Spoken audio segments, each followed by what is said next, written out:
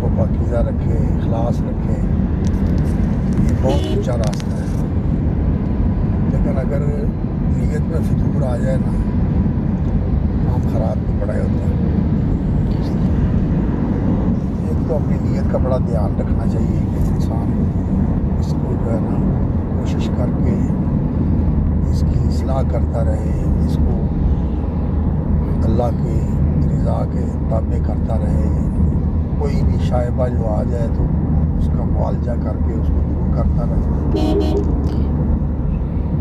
اور دوسری جو دعا اللہ تعالیٰ نے اپنے نبی صلی اللہ علیہ وسلم کو فرمایا ہے کہ وَقُلْ رَبِّ زِدْنِی عِلْمًا، اس علم میں اضافے کی دعا کرو.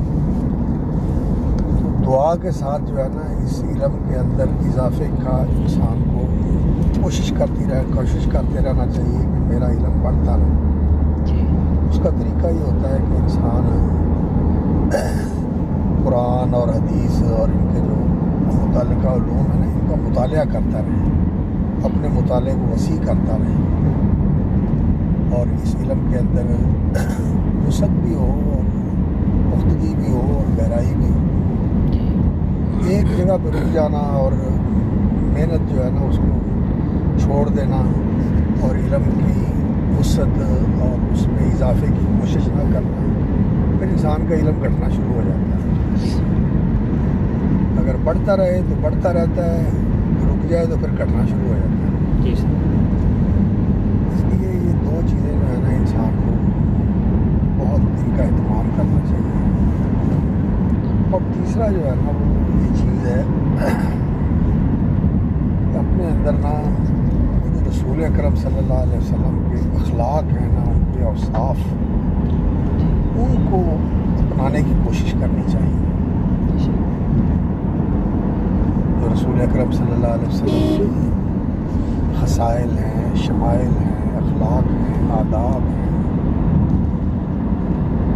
اس علم کی جیسے علم کی وراثت ہے نا، اسی طرح یہ جو رسول اکرم صلی اللہ علیہ وسلم کی سیرت اور ہدی ہے، ہدی و خیر العباد خیر الحدی ہدی محمد، یہ بھی وراثت ہے.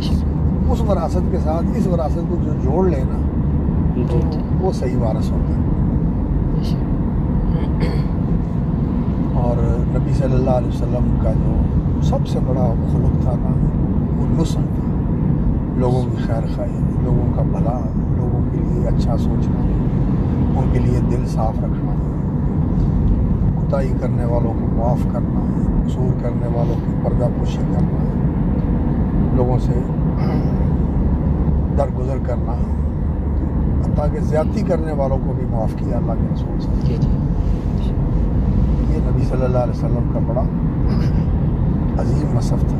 اللہ تعالیٰ کا بھی یہ وصف ہے کہ اللہ تعالیٰ بھی اپنے بندوں کو معاف کرتے ہیں. انک عفو تحب العفو فاعف عنا. خیر خائی، نصیحت عربی زبان کا لفظ ہے.